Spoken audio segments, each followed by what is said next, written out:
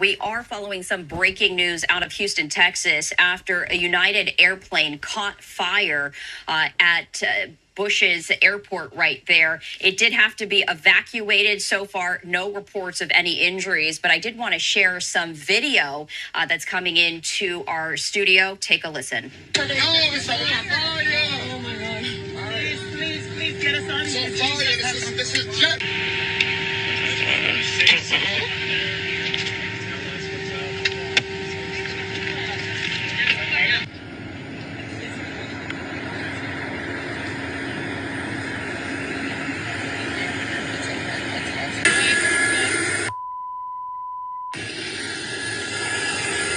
Welcome everyone to the Hurting Humanity channel. What you just heard and saw is going to become the new normal. You're going to hear more and more stories, whether they're created by the government or not, whether the government's deliberately flying helicopters into commercial planes and killing people, or if airplanes just happen to malfunction or catch fire on the runway.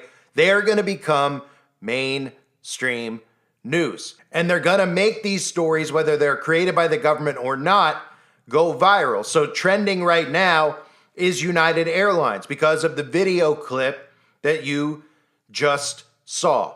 Sabotage is the name of the game. Everybody out there who follows this channel knows the name of the game is sabotage. Everything you see doing are these corporations allowing their brands to take a black eye temporarily, whether it's United Airlines or American Airlines, which was the commercial flight that got hit by the helicopter, just like we saw with all these brands that are doing all these insane woke ideologies and then being told the people are boycotting them, right? Because it's not about the bottom dollar and how much money they make in the fiscal year. It's about social engineering and knowing at the end of the day, these corporations, these airlines, they're never going to go bankrupt or out of business. You're at their mercy. So if United Airlines decides, hey, you know, well, you could use the name of our airline when you fly it into those towers, even though it might not even actually be planes, they don't mind the fact that their name is associated with it. Even though at the time people were saying, well, I'll never get on those planes again. Well, business is fine for United Airlines because there's only a few airlines you can choose from. And again, you're at the mercy of the airlines. Think about how many times you might have got a flight delay or lost the baggage. Guess what? They don't care. You're at their mercy. So when they're sabotaging infrastructure, part of that and what comes along with it is sabotaging themselves. You saw it again with companies like Target, Bud Light, all the woke stuff that was going on. People out there saying they were going to boycott. Do you think the corporations care? They're doing it by design. They are sabotaging for multiple reasons. And again, now you're going to hear more stories. I guarantee you it starts becoming rampant about whether an airline, a plane on a runway catches fire, or a plane on the runway has to land and make an emergency landing. Whether the government creates those stories or not, they're going to make sure that they push those to the forefront of the news. They're going to make sure they report on it, whether it's a false flag or not. And this all has to do, again, with multiple things when it comes to airlines. Autonomous airplanes, okay? So number one is autonomous airplanes. Thinking about how human error is involved in this process. Autonomous air controllers, and eventually all of this has to do with travel bans. Because obviously right now, they're not going to tell you that part of the plan for Agenda 2030 is to ban travel. But remember, just think in your mind, go back to the way things were during the lockdown, right? Where the government was forcing you to put things in your body. Think of all the human and civil rights wars that the government is creating, the climate fear that they put in place, and the travel bans that made people self-quarantine during that time period. Now, you might say, well, why would travel bans be a part of a new world order, even if there is AI infrastructure in place? Well, the carbon footprint is going to tie into that because you're not going to be allowed to go to certain places based on your carbon footprint. That's how they're going to get you to accept the fact that you're not allowed to travel anymore. And you might say, well, why? Why are they going to this level? Remember, the goal is for you to live like a prisoner, okay? Do prisoners get to go on vacation? Do prisoners get to go on a weekend getaway to Barbados with a fiance or a girlfriend on the side or whatever it might be? No, They don't. Prisoners get allotted time to go out in the prison yard. They get meals that the prison decides that they are allowed to eat on that specific day. Those are all things that are actually happening around us. Them telling us what we're supposed to eat and how we're gonna eat. Them telling us what type of cars we should drive and how we need to turn our homes into smart homes and how we need to watch our carbon footprint. All this stuff ties together. So always remember that. When you think about why are they doing this, why are they doing that? They want you to live like a prisoner. They can't round all of us up, Democrat and Republican, all civilians. They can't round you all up and put us in prison cells. There's not enough cells to make all the citizens of the earth prisoners in. And in fact, there's more of us than them. And if they were to actually grab all of the citizens all at once, they wouldn't be able to. And citizens would do what? They would resist. And then suddenly, nobody would see skin color anymore, or race anymore, or gender, or any of these things. They would band together and realize that these tyrants are trying to throw them in jail. So what have they done? They've convinced you to enslave yourself. Your home is your prison. And again, they're going to move people into these smart cities. You're going to have limited things that you can and cannot do. And travel will not be one of them. So with that being said, remember those things. Sabotage is the name of the game. This is all about multiple things when it comes to the travel industry. It's a huge part of the New World Order infrastructure, which again is why you keep hearing stories about, oh, well, John Kerry's carbon footprint is this and Taylor Swift's carbon footprint is that. Have you noticed how conservatives are monitoring these people like John Kerry, these Democrats who say climate change is the biggest threat to humanity? That's part of the conditioning mechanism, just getting you to think that it's real and then to monitor what they're doing and where they're going is part of the conditioning mechanism into even accepting the notion of carbon emissions as a real thing. Just tracking it, right? It's getting you conditioned into eventually tracking your own carbon footprint by tracking what other people are doing. Even if you're calling them hypocrites and liars, you're still paying attention to it. And that's what they want you to do. So I want to show you all of the propaganda that has come out since the multiple flights. We had the Philly flight that looked like a missile, call it what you want, that fell out of the sky. We had the other flight, of course, the helicopter and the commercial airliner crash. And now even this story about how a passenger, how a commercial plane caught fire on a runway. This is what they're talking about, right? It's always important to watch what they talk about after these stories go on the news, because that's what it's really about. People say, well, why would they fake the news? Why would they make stuff like this up? Or why would they create it? Why would they go out of their way to create something, whether they green screen it or not? Well, you find out the answer to that when you see what news stories come out after. Now, most of us know when these events happen, what they're trying to do, right? A lot of people automatically assume when we see an event at a school, right? Well, they're trying to grab the guns, but they're also trying to get surveillance systems put in place in the school. So you know immediately with some things. But things like this, people start scratching their heads and they start thinking, hey, there must have been somebody on that plane that they wanted dead. Well, not necessarily. I mean, they could get anybody at any time they want. They don't need to go out of their way to do something like that. There's lots of agendas that tie into it. So always pay attention to the stories that come out after. So here they are. Travelers, again, grappling with fears after plane crash. Quote, I don't know if I trust being in the air anymore. So psychologically, what does this say to the person out there who hears these stories, has no idea of what's going on in the world? They're just in the middle of the matrix, oblivious to everything. And they read an article like this. They start thinking to themselves, yeah, I don't know if I want to fly anymore either. I don't know if it's safe to travel. I'd rather stay home than take a chance on going away somewhere. Well, that's exactly what they want for starters, right? You've seen the effects of how people are living their lives now after COVID. Everybody can see the effects. Things are not the same. We still see people out there wearing masks. How many people do you know that are now germ freaks because of that?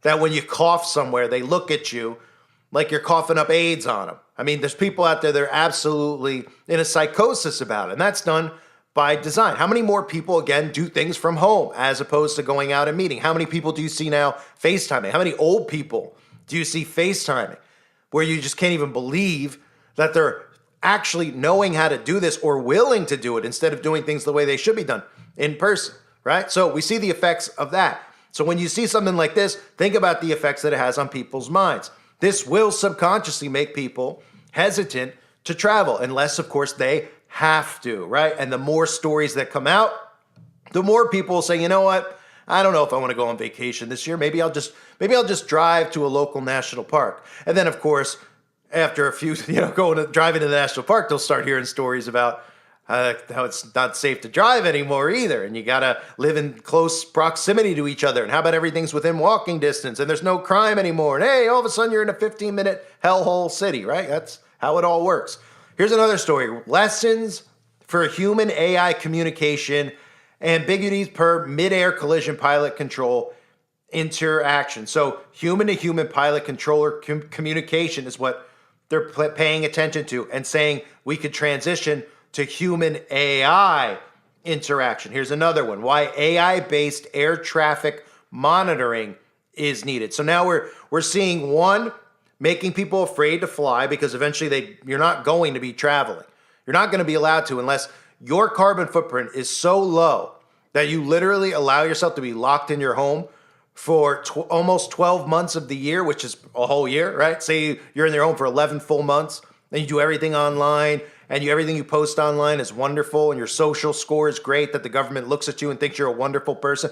They might allow you to go to a place like Cancun for a couple of days, right? But that'd be it. So remember that. So now the other thing we're shifting to is the stuff I talked about with autonomous airplanes, everything going autonomous, everything going into AI infrastructure, right? Controlled infrastructure. So, of course, just days after, just like I said, these are the stories that pop up. Why AI-based air traffic monitoring is needed. Lessons from the DC crash. Here's another one. Washington, DC plane crash. Why we need AI-driven air traffic management, right? And specifically, this is what they write in these articles. This disaster raises pressing questions about the effectiveness of current air traffic control systems, especially in congested and high-security airspace like that of the U.S. Capitol. Given the complexity of managing both civilian and military air traffic in such an environment, the reliance on human controllers is increasingly proving to be a potential weak link. Let's explore why the future of air traffic monitoring must incorporate artificial intelligence-driven systems, new infrastructure, which can enhance real-time tracking, minimize human error, and optimize safety in critical airspace. Again, a lot of this stuff they constantly want to blame humans. That's part of the divide with the left and the right. That's why you hear this stuff with DEI. They're making it more so that these people are in such opposition of each other that they don't trust getting in a car with somebody who's MAGA driving the wheel because they think that they're crazy. The MAGA people don't want to get in the car with the blue-haired person because they think that they're mentally, criminally insane, right? And suddenly, what is the one thing that these people can rely on and trust? What's the one thing that has no error? They'll tell us, of course. They'll market it as there's no error. And anytime one of these EV vehicles explodes or anytime one of them drives off a cliff, it ain't going to make the local news. You'll never hear about it. That's one of the important things to know. You wouldn't hear these stories unless they want you to hear them. If something went against Agenda 2030 or one of the agendas that they have, if something happened naturally or organically, right? Let's say they flew an autonomous plane. They told you that they were going to fly an autonomous plane, right? And oh, okay, we're going to work on that. And it blew up in the sky and everybody on board died, right? They probably wouldn't put it on the news. You probably wouldn't hear much about it. You hear how they continually are talking about these plane disasters over the last couple of days? It's main news, it's main news, it's main news. Yes, when they do that, it is, sometimes you look at it, you say, is it a distraction? Is some bill being passed underneath all this? There's lots of things going on. But the thing you focus on is what are they trying to tell us after the fact? And you could see in articles like this, right? The reliance on human controllers is proving to be a potential weak link. And they put stuff like this in the articles. Air traffic control towers at airports around the U.S. have struggled with staffing.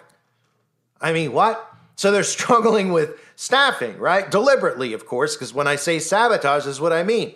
How could you struggle with staffing? This is air traffic control. You're telling me that there's nobody going to school for this? It's not like there's a trillion airports in the United States of America, right? Especially major airports where commercial airliners fly out of. Pretty much, doesn't each state have like 1 to 2 airports where commercial airliners fly out of? I'm not talking about small jets. I'm talking about United Airlines planes for people going from LAX to New York City to LaGuardia, right? Not that many where you think that they can't find a couple thousand people, pay them good enough money because, I mean, how much money, think about how much money the airline industry makes and the airports make. You can't pay these people, right? What's the excuse going to be? Well, they don't really have one. They just tell you that staffing is low. And what that does is it makes the person out there reading the article go, oh my goodness, in what states is staffing low? I see 3 in I see LAX right on the map. I see, oh my goodness, I see International Airport. I see Newark Airport on the map. Well, I might be flying in there to see my cousin Jimmy in a couple weeks, and they're low staffed according to, you know what? You know what? Maybe I won't go. Maybe I'll find another way to get there until this problem's fixed with the staffing, right? But wait, of course, the solution for the staffing is right in front of our faces, right? The case for AI-enhanced air traffic control. Problem, reaction, solution. You could expect to hear more stories just like the one in the beginning, because you probably heard that and you saw the video clip on the news. You probably said, okay, I mean, if you were on that plane, you probably were horrified, right? I mean, look out the window, you see fire on it. Although I don't know. I mean, I would be just as horrified seeing a wing on fire on the runway as I am when I go to a local mall or department store, because that's just as horrifying to me. But when you see that clip, you're like, well, I mean, they're on the ground, they can get out of the plane. I mean, sure, you'd be scared if you were on there, right? But it's not the biggest deal in the world that would make news, because things happen on planes all the time. We've all probably been on a plane that was, something was reported wrong with the plane. They said, oh, you got to switch planes, right? Maybe it was ice, your plane didn't defreeze, or one of the engines wasn't working properly, or there might have been an oil leak, right? And everybody gets off the plane, has to get on a new flight. Happens pretty often. They don't put on the news every time something like that happens. So now we're going to start seeing a rampant push with these stories about airplanes. And again, it's about multiple things.